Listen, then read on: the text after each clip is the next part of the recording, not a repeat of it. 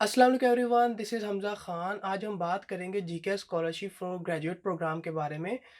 GK scholarship जो है वो अंडर ग्रेजुएट और ग्रेजुएट दोनों प्रोग्राम के लिए ऑफ़र की जाती है। लेकिन अगर बात की जाए GK scholarship for graduate programme के बारे में कि इस स्कॉलरशिप के लिए अगर आप अप्लाई करना चाहते हैं, तो इसका एलिजिबिलिटी क्राइटेरिया क्या है, इसके रिक्वायर्ड डॉक्यूमेंट्स क्या हैं, इसके बेनिफिट्स क्या हैं और कब हम इस स्कॉलरशिप के लिए अप्लाई कर सकते हैं, तो इन सब चीज़ों के बारे में हम आज अब बात करेंगे। लेकिन सबसे पहले ये देखते हैं कि जो GK scholarship for graduate programme जो है वो एक्चुअली है क्या? तो जीके स्कॉलरशिप जो ग्रेजुएट प्रोग्राम है वो एक्चुअली इंटरनेशनल स्टूडेंट को ये अपॉर्चुनिटी प्रोवाइड करती है कि वो अपनी जो ग्रेजुएट प्रोग्राम डिग्री है उसको परस्यू कर सके under this scholarship programme from one of the best education institution of South Korea. Means कि आप कोरिया आकर कोरिया की जो बेस्ट यूनिवर्सिटीज़ हैं वहाँ से अपने जो ग्रेजुएट डिग्री प्रोग्राम है उसे परस्यू कर सकते हैं अगर आप इस स्कॉलरशिप के लिए सिलेक्ट हो जाते हैं। GK scholarship for graduate programme जो है वो नंबर ऑफ बेनिफिट प्रोवाइड करता है उन स्टूडेंट को जो इस स्कॉलरशिप के लिए सिलेक्ट हो जाते हैं।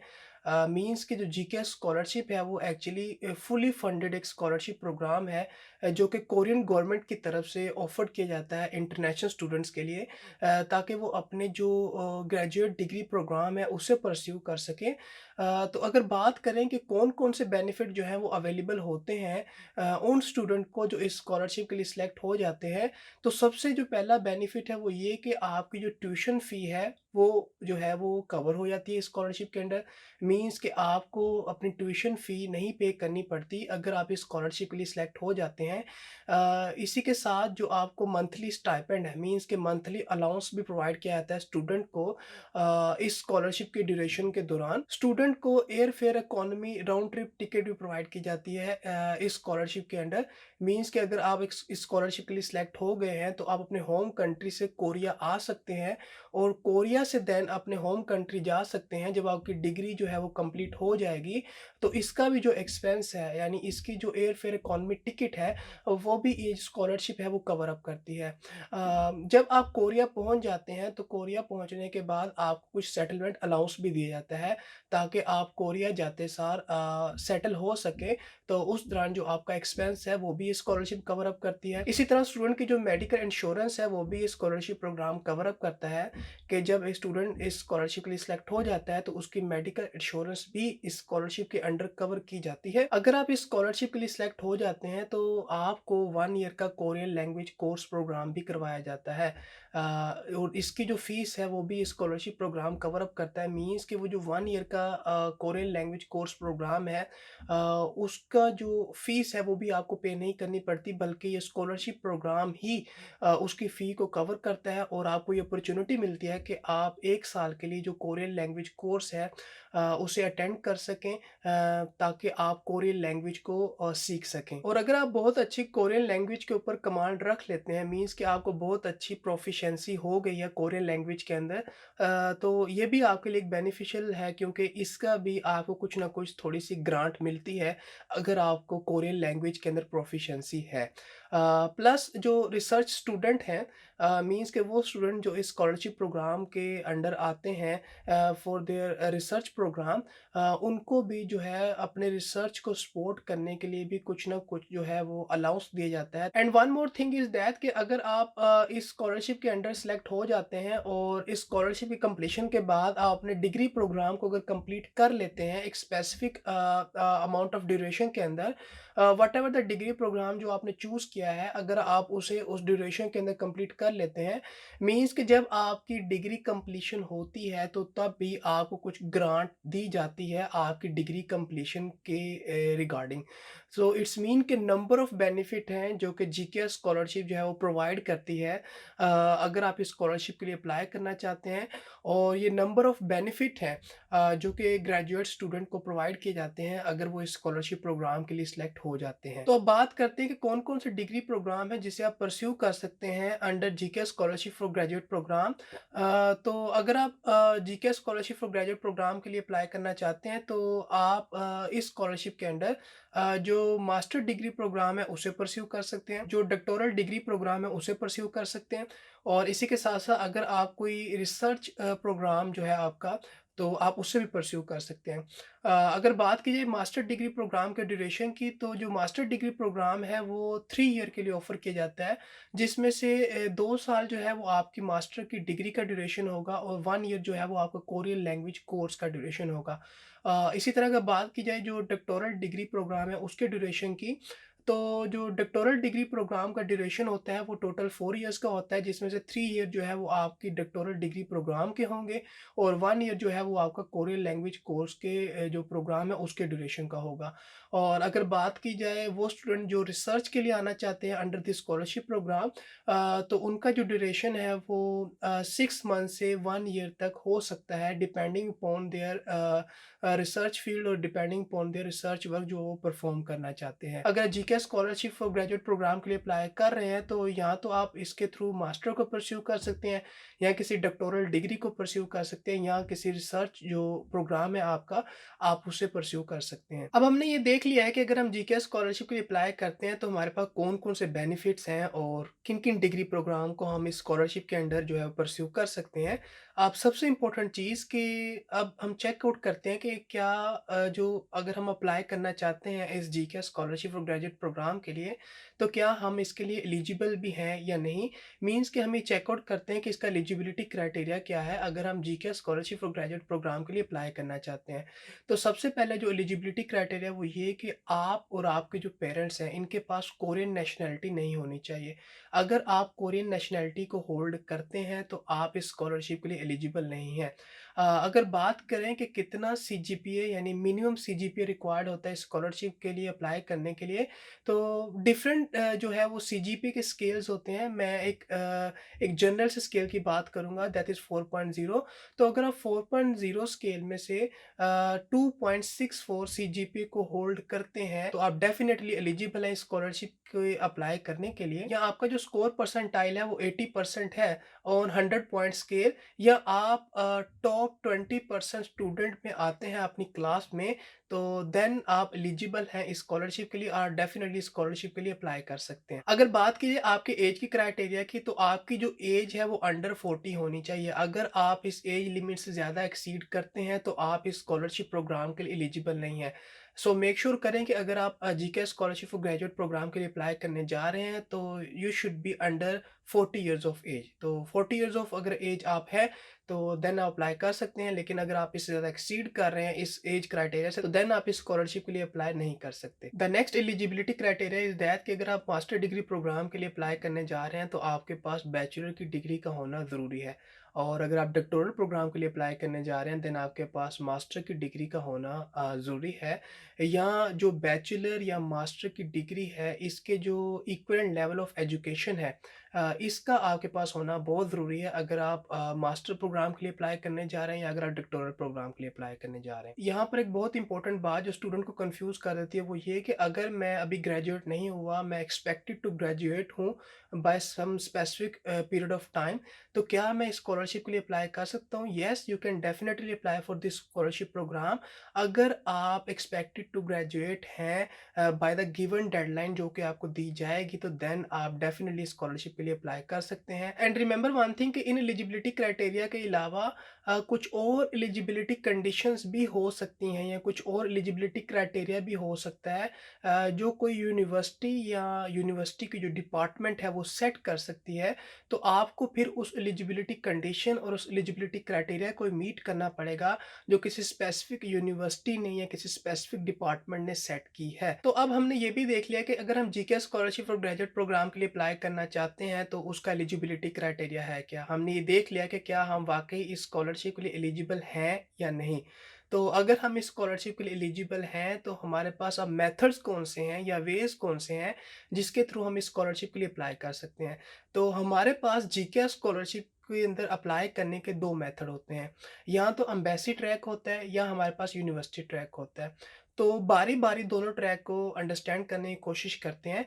तो सबसे पहले अगर एम्बेसी ट्रैक की बात की जाए तो इसमें एक्चुअली क्या होता है कि आपने अपनी जो स्कॉलरशिप की एप्लीकेशन है उसको सबमिट करवाना होता है अपने कंट्री के अंदर जो कोरियन एम्बेसी है वहाँ पर। लेकिन यहाँ पर आपको एक बेनिफिट ये होता है कि एम्बेसी ट्रैक के अंदर आप 3 डिफरेंट यूनिवर्सिटीज़ के अंदर अप्लाई कर सकते हैं। तो क्योंकि हम 3 डिफरेंट यूनिवर्सिटीज़ के अंदर अप्लाई कर रहे हैं तो यहाँ पर जो हमने अपनी एप्लीकेशन सबमिट करवानी होती है मीन्स के जो डॉक्यूमेंट हमने सबमिट करवाने होते हैं वो हमने 4 सेट उनके सबमिट करवाने होते हैं।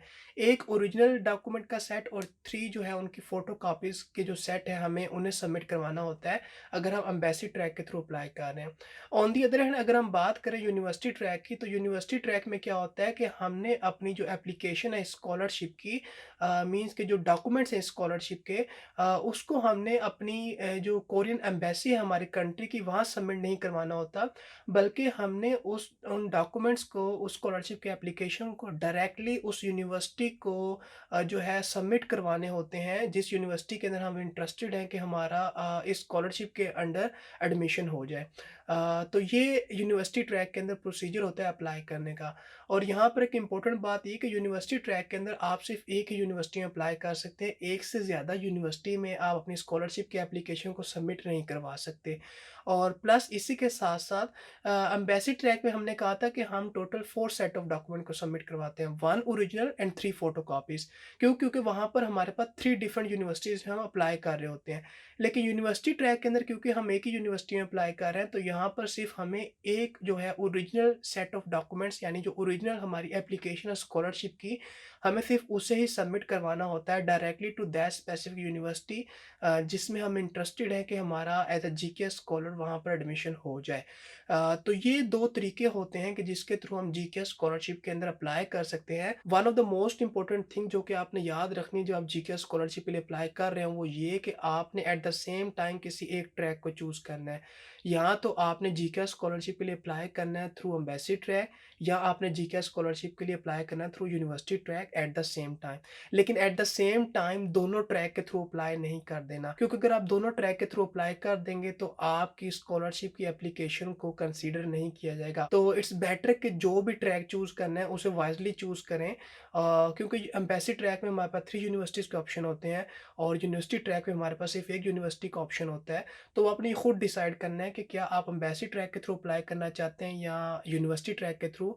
लेकिन एट द सेम टाइम दोनों ट्रैक में अप्लाई नहीं करना। अगर आप दोनों ट्रैक में अप्लाई करेंगे तो आपकी स्कॉलरशिप की एप्लीकेशन कंसीडर नहीं की जाएगी। तो अब बात करते हैं कि अगर हम इन दोनों ट्रैक जो हमने बात की है कि इसके थ्रू हम जीके स्कॉलरशिप के लिए अप्लाई कर सकते हैं, तो इनमें एक्चुअली सिलेक्शन किस तरह से होती है। तो अगर सबसे पहले एम्बेसी ट्रैक की बात की जाए तो एम्बेसी ट्रैक में हमारी जो सिलेक्शन है वो 3 राउंड्स में होती है। सबसे पहले क्या होता है कि हमारी जो एप्लीकेशन हमने जो कोरियन एम्बेसी हमारे कंट्री में थी जो लोकेटेड थी जिनको हमने अपनी स्कॉलरशिप की एप्लीकेशन सबमिट करवाई थी, वो एक्चुअली स्टूडेंट को शॉर्ट लिस्ट करती है। ये होता है फर्स्ट राउंड। देन वो शॉर्ट लिस्टेड कैंडिडेट के नेम्स को एम्बेसी जो है वो NIIED को फॉरवर्ड करती है। देन NIIED जो है वो फर्दर उन कैंडिडेट्स को शॉर्ट लिस्ट करती है।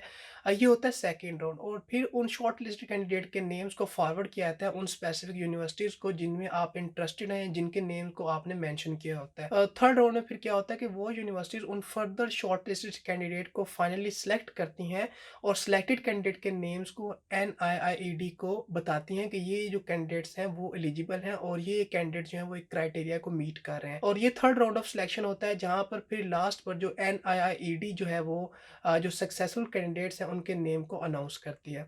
लेकिन ऑन दी अदर हैंड अगर हम यूनिवर्सिटी ट्रैक की बात की जाए तो वहाँ पर जो हमारी सिलेक्शन है वो 2 राउंड में होती है। जो पहला राउंड होता है उसमें क्या होता है कि वो यूनिवर्सिटी जिसने हमने अपनी एप्लीकेशन को डायरेक्टली सबमिट करवाया होता है स्कॉलरशिप की एप्लीकेशन को वो कैंडिडेट को शॉर्टलिस्ट करती है एंड देन उन शॉर्ट लिस्टेड कैंडिडेट के नेम को वो NIIED को फॉरवर्ड करती है कि हमें ये जो कैंडिडेट्स हैं वो हमारे जो एलिजिबिलिटी क्राइटेरिया उसको मीट कर रहे हैं। देन फिर NIIED जो है वो फर्दर जो है उन कैंडिडेट जो शॉर्टलिस्ट यूनिवर्सिटीज़ ने किए हैं उनको फर्दर शॉर्टलिस्ट करती है और करने के बाद जो सक्सेसफुल कैंडिडेट है उनके नेम्स को अनाउंस करती है।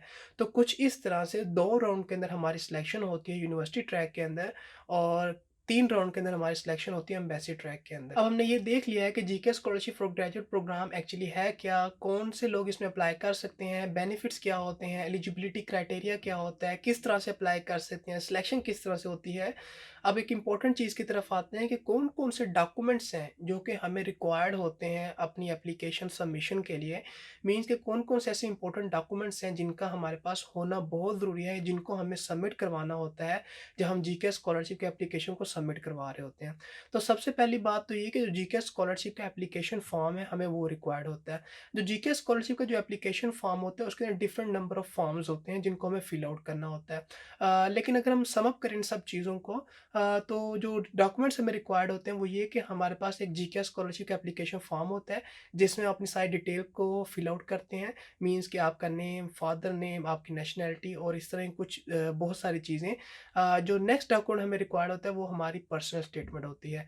आपकी जो पर्सनल स्टेटमेंट है उसका अच्छा लिखा होना बहुत ज़रूरी है, और पर्सनल स्टेटमेंट के बारे में हम पहले डिटेल में बात कर चुके हैं।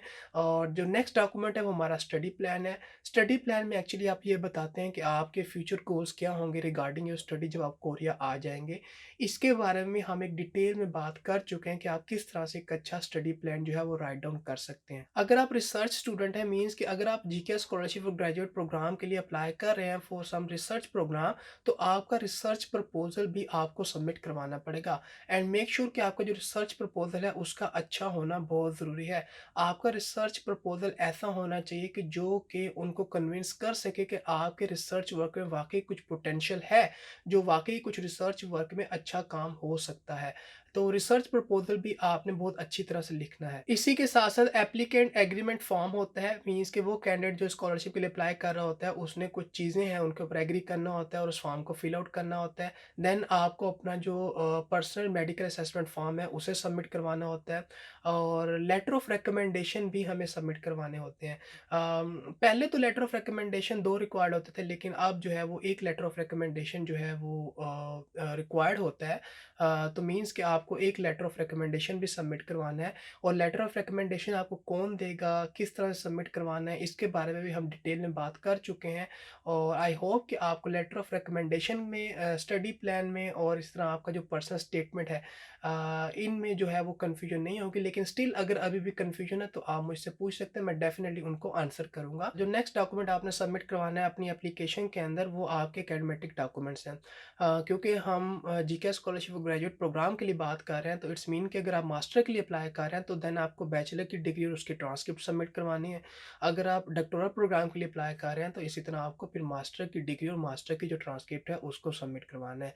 इन केस अगर आप एक्सपेक्टेड टू ग्रेजुएट है, तो आपका जो expected official certificate of graduation है आपको देन उसे सबमिट करवाना होता है, ताकि आप ये बता सकें कि आप एक स्पेसिफिक पीरियड ऑफ टाइम के अंदर ग्रेजुएट हो जाएंगे, और इस स्कॉलरशिप की जो डेडलाइन सेट है उससे पहले-पहले आप इस स्कॉलरशिप के लिए एलिजिबल हो जाएँगे bye completing your graduation. Next document is your proof of citizenship और प्रूफ ऑफ एज।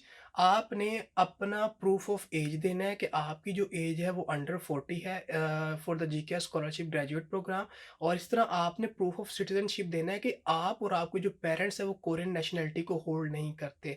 तो इस पर्पज़ के लिए भी आपने कुछ डॉक्यूमेंट सबमिट करवाने हैं। इसके लिए जो बेस्ट चीज़ है वो ये कि गवर्नमेंट की तरफ से जो एक ऑफिशियल डॉक्यूमेंट दिया जाता है, जिस तरह बर्थ सर्टिफिकेट या फैमिली रजिस्टर, आप उसको सबमिट करवा सकते हैं, जिसके थ्रू आपकी जो प्रूफ ऑफ एज है और जो प्रूफ ऑफ सिटीज़नशिप है, आपकी और आपके पेरेंट्स की ये प्रूव हो जाएगी। नेक्स्ट जो डॉक्यूमेंट है वो ऑप्शनल है, मीन्स कि अगर आपके पास आईएलटीएस का स्कोर है तो आप उसको सबमिट करवा सकते हैं, दैट इज़ ऑप्शनल। और इस तरह अगर आपके पास कोरियन लैंग्वेज प्रोफिशिएंसी कोई टेस्ट स्कोर है तो आप उसको भी सबमिट करवा सकते हैं। मीन्स कि English language proficiency test score है तो उसको सबमिट करवा सकते हैं, और अगर कोरियन लैंग्वेज प्रोफिशिएंसी कोई टेस्ट स्कोर है जिसको हम टॉपिक कहते हैं तो आप उसको भी सबमिट करवा सकते हैं।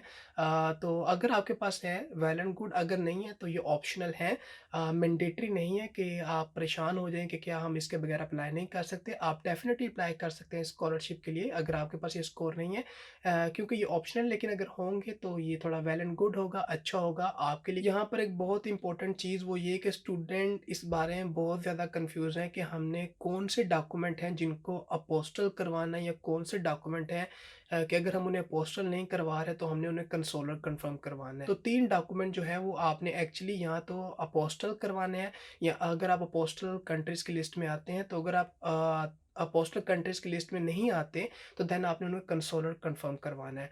तो वो 3 डॉक्यूमेंट है, सबसे पहला आपकी जो डिग्री सर्टिफ़िकेट है, आपने उसको अपोस्टल करवाना है, अगर अपोस्टल नहीं हो सके देन उसको कंसोलर कन्फर्म करवाना है। इसी के साथ-साथ जो आपकी ट्रांसक्रिप्ट है, आपने उसको भी अपोस्टल करवाना है, अगर अपोस्टल नहीं हो सकता देन उसको कंसोलर कन्फर्म करवाना है। और लास्ट में जो इम्पोर्टेंट डॉक्यूमेंट है वो आपका प्रूफ ऑफ सिटीज़नशिप या प्रूफ ऑफ एज का जो डॉक्यूमेंट है, जो बर्थ सर्टिफ़िकेट या फैमिली रजिस्टर्ड भी हो सकता है, आपको उसको अपोस्टल करवाना है अगर आप अपोस्टल कंट्रीज़ की लिस्ट में आते हैं, और अगर नहीं आते देन आपने उसे कंसोलर कन्फर्म करवाना है। तो ये 3 डॉक्यूमेंट्स हैं जिनको या तो आप अपोस्टल करवाएँगे या कंसोलर कन्फर्म करवाएँगे। स्टूडेंट बहुत ज़्यादा कन्फ्यूज़ हैं इस चीज़ के बारे में और बार-बार क्यूरी करते हैं कि कौन से डॉक्यूमेंट है जिनको यहाँ हमने अपोस्टल करवाना है या कंसोलर कन्फर्म करवाना है। तो ये 3 डॉक्यूमेंट हैं जिनको यहाँ अपोस्टल करवाना है या कंसोलर कन्फर्म करवाना है। बाकी सब डॉक्यूमेंट्स को अपोस्टल और कंसोलर नहीं कन्फर्म नहीं करवाना। कुछ स्टूडेंट के माइंड में ये चीज़ होती है कि जितने भी डॉक्यूमेंट हैं शायद उनको करवाना है, सारे डॉक्यूमेंट्स को नहीं करवाना, सिर्फ़ इन 3 डॉक्यूमेंट्स को व्हिच आई हैव मेंशन, इनको आपने या तो अपोस्टल करवाना है या कंसोलर कन्फर्म करवाना है। तो एट द लास्ट हम बात करते हैं कि अगर हमने GK scholarship for graduate programme के लिए अप्लाई करना है तो हमने कब अप्लाई करना है?